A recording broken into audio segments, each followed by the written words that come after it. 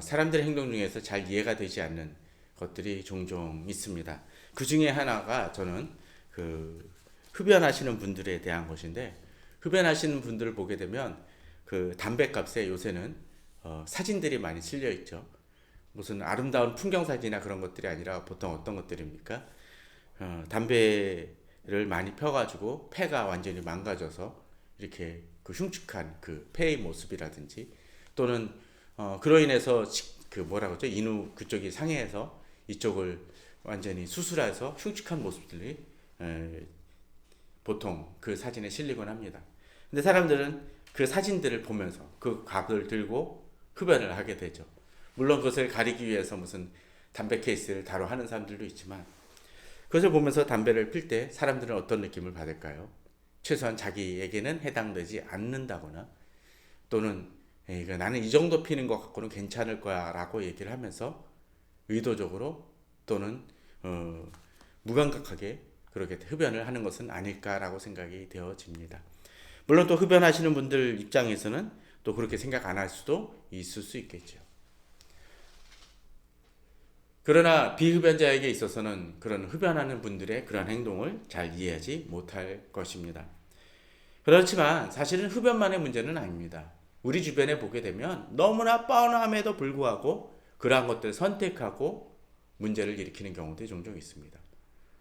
마치 이제 주식 투자 같은 경우도 그렇죠. 거의 이제는 더 이상 올라갈 데가 없는 고 이제 내려갈 길밖에 없는데 거기를 뒤늦게 이 주식은 더 오를 거야 라고 얘기하면서 주변에서 말림에도 불구하고 뛰어들었다가 반토막이 아니라 그냥 아주 원금도 못 살리는 분들도 자주 보게 됩니다.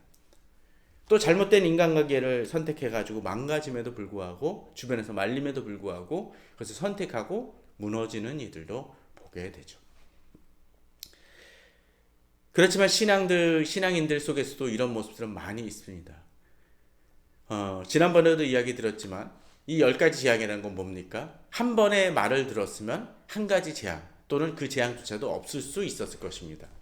그러나 10가지 재앙이라는 것은 바로 9번, 10번 그 하나님의 말씀에 대해서 주의 깊게 듣지 않았다라는 것이죠. 어떤 분들은 매일매일 큐티를 하고 매주일 주일 예배에 빠지지 않고 나오지만 정작 우리들이 그 말씀에 주의 깊게 듣지 않는다라면 어떤 목사님을 통해서 큐티를 통해서 우리들에게 하나님의 말씀하심에도 불구하고 너 그렇게 가면 계속적으로 망할 거야, 문제를 일으킬 거야 라고 이야기함에도 불구하고 말씀하심에도 불구하고 그것을 듣지 않아 결국은 파국으로 또 정말로 치닫는 사람들을 우리는 종종 보게 됩니다. 오늘 본문은 바로 그러한 모습입니다. 우리는 지난주 애굽의 10가지 재앙 중에서 첫 번째를 했었고 오늘 두 번째 부분을 다루게 됩니다. 두 번째 부분을 다룬다는 얘기는 첫 번째 재앙에 대해서 바로가 듣지 않았기 때문에 두 번째 재앙이 발생하는 것입니다. 그 이후의 재앙도 막을 수 있지만 그가 계속적으로 완악하게 행동함을 통해서 결국은 마지막에 불행한 사태로 끝나게 되죠. 또 반대로 모세 입장에서는 하나님이 이미 말씀하셨던 것처럼 바로가 끝까지 제대로 듣지 않을 것이라는 것을 하나님이 말씀하셨기에 이 지금에 치르는 이 바로와의 싸움이 한 번에 끝나는 것이 아니라는 것을 깨닫는다면 우리는 비록 바로가 완강하게 행동을 하고 모세를 위협한다 할지라도 두려워할 일은 아니라는 것입니다. 오늘 이제 모세는 두 번째 싸움을 벌이게 됩니다. 여호와께서 모세에게 이르시되 너는 바로에게 가서 그에게 이르기를 여호와의 말씀에 내 백성을 보내라 그들이 나를 섬길 것이니라고 이야기하시면서 바로 이전에 했던 그 말씀을 다시 되새기게 하십니다. 우리는 앞서 모세가 나일 강물을 어떻게 했습니까? 피로 변하게 했고 그것으로 인해서 백성들이 물을 찾지 못해서 땅을 파고 그럼에도 불구하고 바로가 무신경하게 자기 집으로 또 궁행으로 들어가고 그 일에 관심을 가지지도 아니하였다라고 얘기합니다. 어떤 때 통치자나 돈이 많은 사람들은 이렇게 행동할 때가 있는 것 같습니다. 나라가 어렵건 뭐하건 간에 주변에서 어떤 일이 벌어지건 간에 바로 내 밑에 사람이 그에 해당되는 물건을 구해오고 또는 여러 가지 그 문제를 대신 해결해주고 뒤치다꺼리를 해주게 되면 어떻습니까? 무신경하게 그냥 살아갑니다. 그냥 예전보다 돈이 좀 더 나간다라고 생각하면 될 것입니다. 예컨대 계란파동이 나가지고 계란이 아무리 비싸게 올라다 할지도 야 네가 가서 사갖고 와 하고 하면 밑에 사람이 사갖고 오면 그만이라는 것이죠. 그러다 보니까 백성들의 고통을 제대로 느끼지 못하고 백성들은 지금 죽겠다고 아우성치는데도 불구하고 깨닫지 못하는 경우들이 있다라는 것입니다. 그렇게 마음이 굳어져 있는 바로에게 하나님 모세를 다시 한번 보내십니다. 이게 좀 더 강력한 방법으로 바로를 깨우쳐 주시기 위함이라는 것이죠. 그렇다면 이제 어떻게 행하십니까? 이제 2절에 보게 되면 그렇습니다. 내가 만일 보내기를 거절하면 이라고 되어 있습니다. 이미 앞서 나일강 때도 거절을 했었을 때 이제 피로 변하는 일들을 행하셨습니다. 아무도 이래가 지나갔을 때 이 나일강물이 조금씩 바뀌어 다시 원상태로 바뀌어졌을 수도 있습니다. 또는 바뀌지 않았다 할지라도 바로에게는 당장은 지장이 별로 없었을 것입니다. 그저 물을 누군가 어떤 식으로든 외국에서든 갖고 왔을 수도 있으니까요.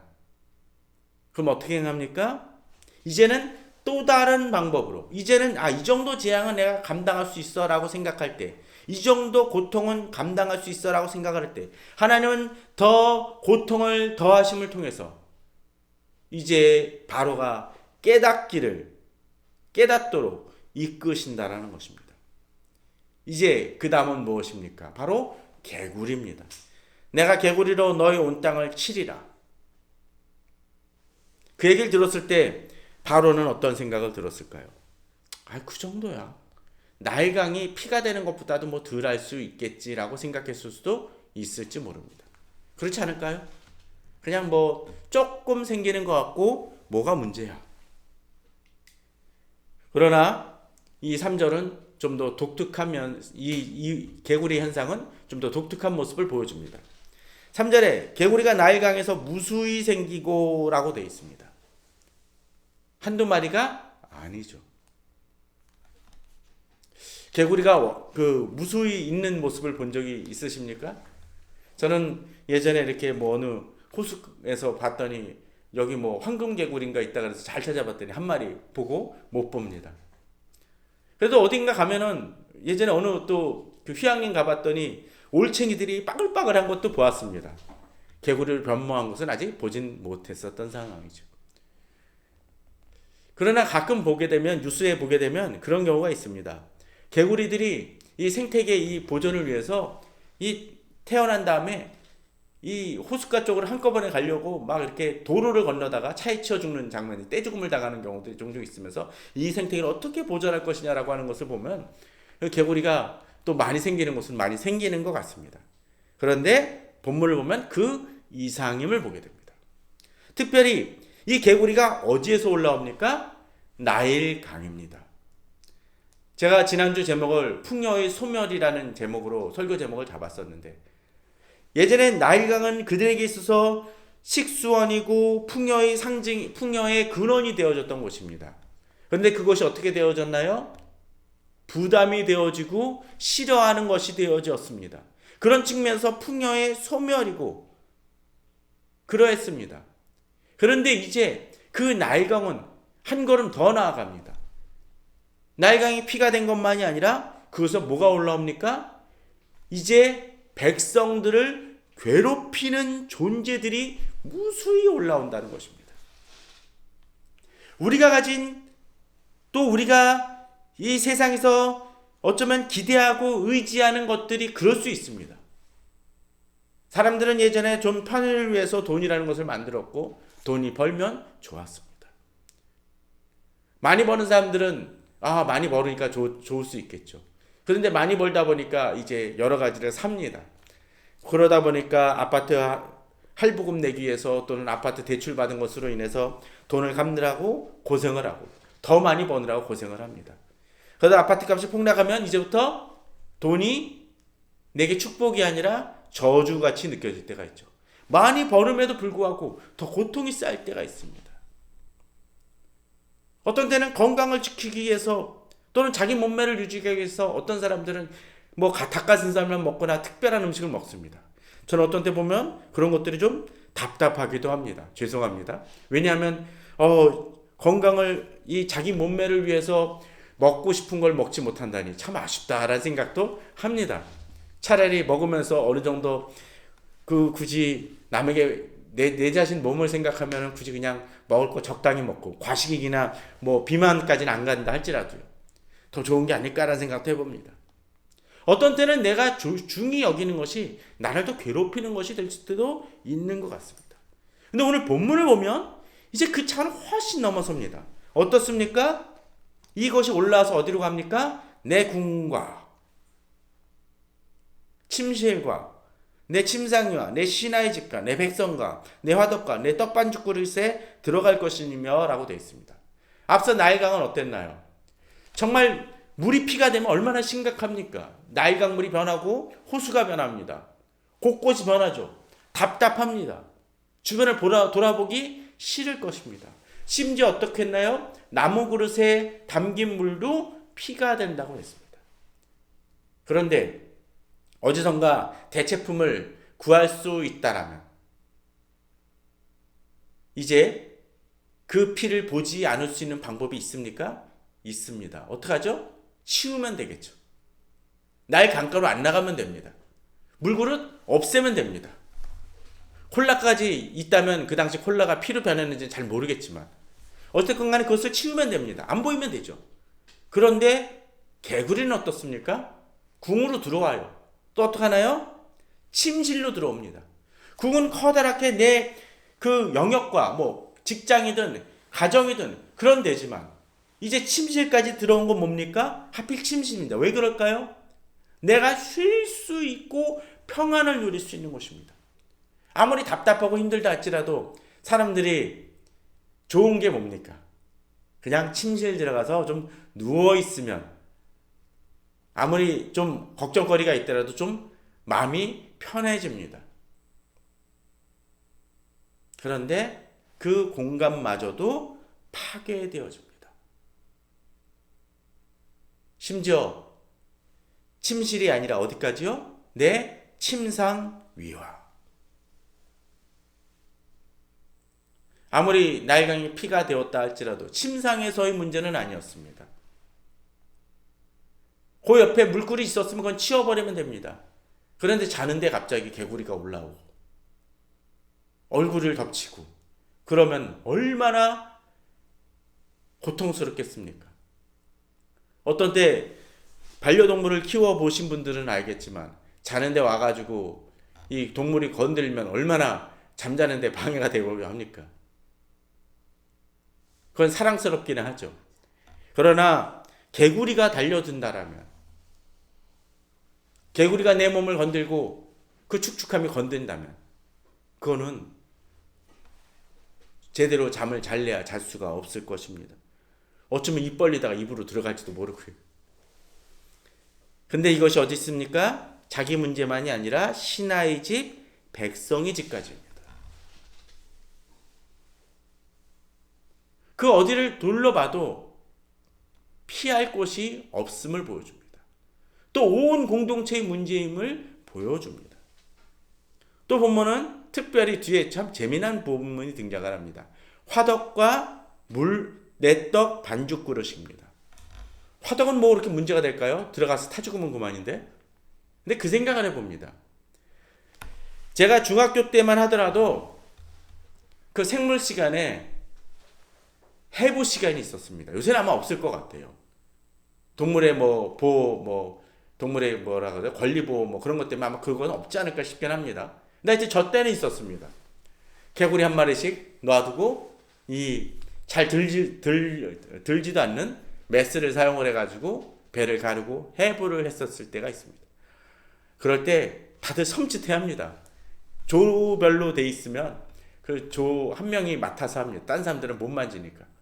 할 때마다 징그럽습니다. 그리고 해보면 어떡할까요? 냄새 나죠. 자, 생각을 해봅시오.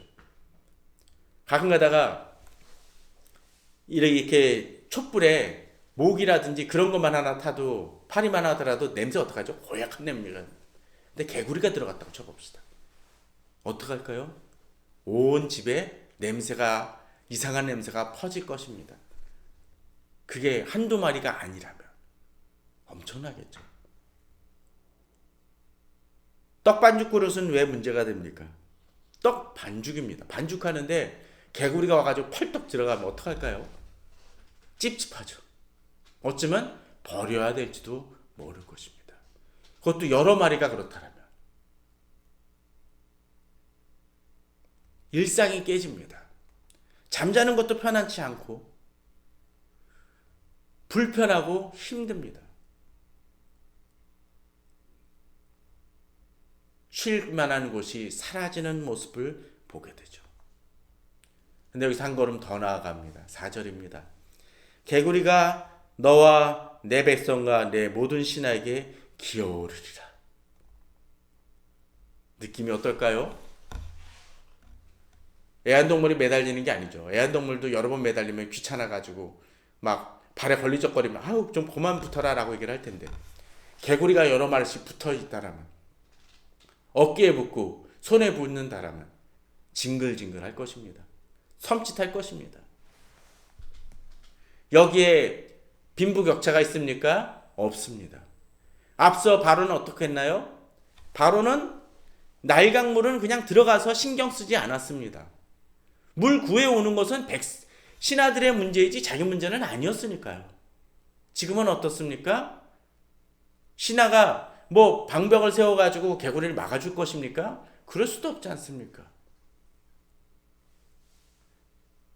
예전에 바로에게 있어서는 나일강의 문제는 어느 정도 피할 수 있는 문제였지만 지금은 자기 자신도 동일하게 겪는 문제일 수밖에 없음을 이제 보게 됩니다. 그러니까 더 고통스러운 문제고 이제는 그 문제가 실감나게 다가옵니다.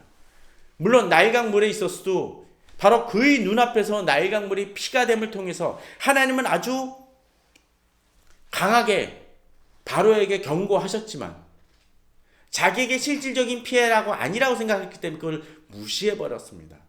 그러나 이제는 무시할 수 없는 단계로 변모하는 모습을 보게 된다라는 것이죠. 이제 하나님께서 말씀하신 대로 5절 6절에 보게 되면 그러한 일이 벌어집니다. 지팡이를 짚고 내 팔을 강들과 운하들과 모두에 펴서 개구리들이 온 애굽 땅에 올라오게 하라 할지. 이것이 그저 일반적인 자연현상이 아님을 하나님은 분명하게 보여주시고 계시다라는 것입니다. 그들에게 풍요의 근원이었던 그 물들이 이제는 쓸모없어지고 있는 것만이 아니라 이제 그들에게 고통의 근원이 되어지는 그 현상을 보여줍니다. 우리가 하나님을 제대로 의지하지 않을 때 그럴 수 있습니다. 우리가 하나님께서 주신 풍요를 풍요로 감사함으로 대하지 못할 때 우리는 우리의 풍요가 소멸되어지고 또 우리에게 고통이 될 수 있다는 것을 우리는 깨달아야 될 것입니다. 이제 한 걸음 더 나아갑니다. 그런데 어떤 일이 벌어집니까? 그렇게 놀라운 일을 했는데 요술사도 자기 요술대로 그와 같이 행하여 개구리가 애굽 땅에서 올라오게 하였다라고 되어 있습니다. 아니 이들도 흉내를 내요. 하나님이 그것마저 좀 막아주셔야 이렇게 좀 더 멋질 것 같은데 그렇지 않으십니다. 세상도 따라하곤 합니다. 세상도 하나님이 행하시는 놀라운 이적 또는 그런 어떤 하나님의 경고와 그런 것들을 따라서 행할 때가 있습니다. 그런데 문제는 그 다음에 보여집니다. 바로가 모세 아론을 불러 이르되 어깨 구하여 나와 내 백성에서 개구리를 떠나게 하라. 자, 이 얘기는 뭡니까? 요술사들이 개구리가 나오긴 했는데 뭐합니까? 이것이 사라지게는 못하게 한다라는 것이죠. 재미난 것은 차라리 그냥 아론의 지팡이를 통해서 생겨난 개구리들이 이 요술사의 개구리들이라도 먹어버렸으면 그 숫자라도 줄었을 텐데 아마도 안 먹었던 모양입니다. 물론 먹었건 말건 중요한 건 아니죠. 세상은 일은 벌일 수 있을지 모릅니다. 여러 가지 문제는 일으킬지 모릅니다. 그러나 근원적인 해결은 해줄 수 없습니다. 세상에 여러 가지 심리책, 상담책 뜻들을 내놓고 여러 가지 문제 해결에 대한 것들을 내놓을지 모르지만 그 문제를 근원적으로 해결해 주실 수 있는 분은 누구십니까? 바로 하나님 한 분뿐이십니다.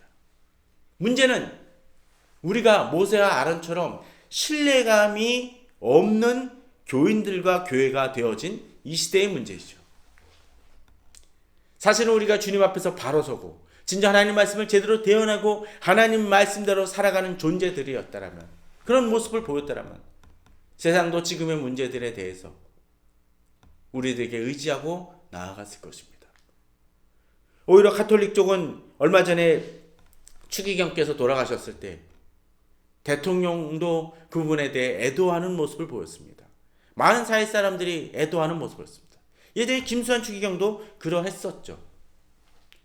그러나 기독교 인사들이 돌아가셨을 때는 그 정도까지는 아닌 모습들을 보여줍니다. 물론 가톨릭 쪽은 한 명이 그 리더의 모습을 보이기 때문에 그것이 참 다를 수는 있지만 기독교의 모습이 그런 모습들이 없는 이유 중에 하나는 바로 기독교인들이 그 모습대로 정말로 제대로 살지 못했기 때문일 수도 있을 것입니다. 어쨌든 간에 바로는 이제 모세와 아론에게 나와서 자신의 요술사들이 아무리 많다 할지라도 그것을 흉내낸다 할지라도 이 문제를 해결할 수 없음을 알기에 이제 바로는 모세와 아론에게 이것을 해결해 달라고 요청을 합니다. 그러면 듣겠다라는 것이죠.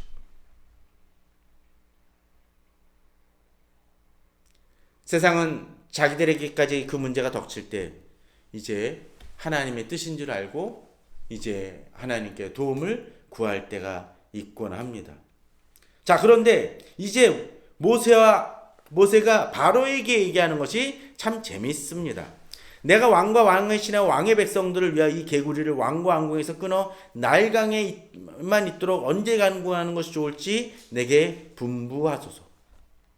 어떻게 행합니까? 나일강에만 있도록이라는 표현을 씁니다. 이제 개구리를 통제하실 수 있는 분이 누구요? 하나님이심을 얘기해 줍니다. 그 영역마저도 설정해 주는 분이 누구요? 하나님이심을 얘기해 줍니다.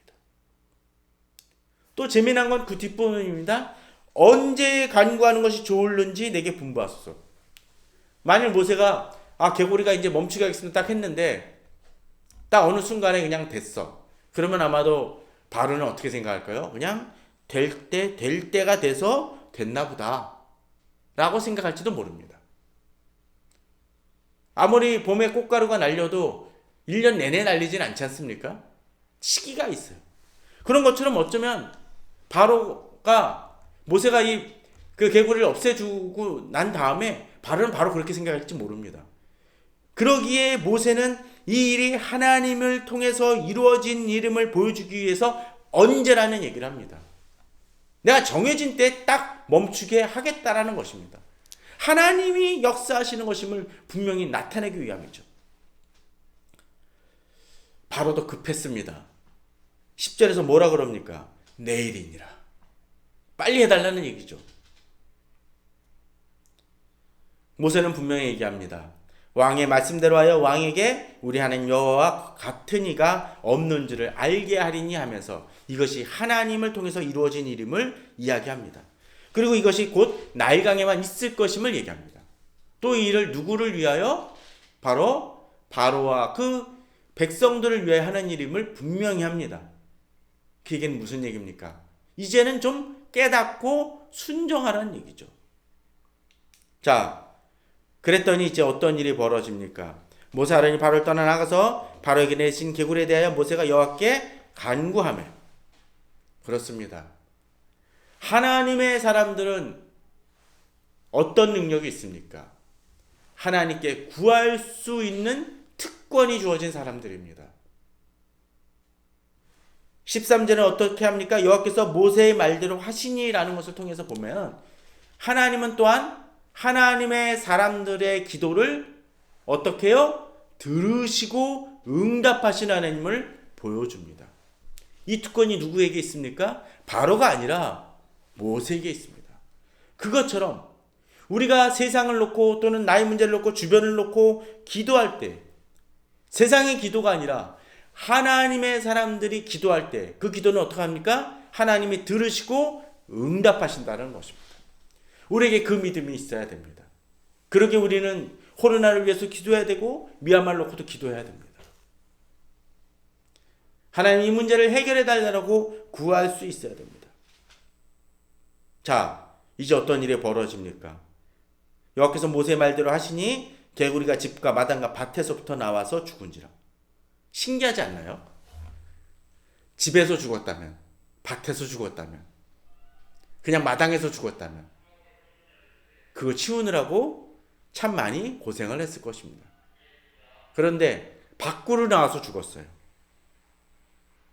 그 사람들이 할 일은 뭡니까? 밖에 나와 죽은 거 모아서 쌓으면 됩니다. 그 얼마나 많았을지 무더기로 쌓으니 와.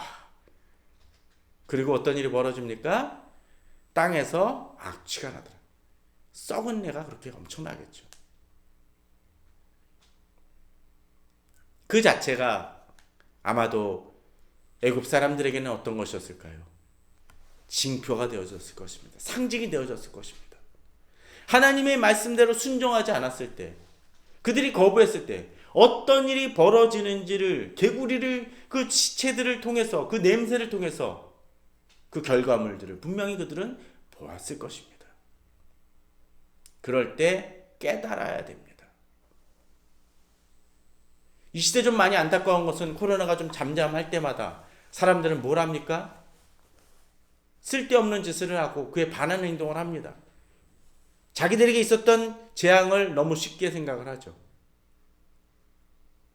그러니까 어떤 일을 행하나요? 최근에 보면은 어느 모텔을 빌려다가 모텔을 유흥업소를 차려가지고 밤새 영업을 하고 술 마시고 그런 사람들이 있습니다. 안타까운 일이죠. 인도에서도 참 안타깝습니다.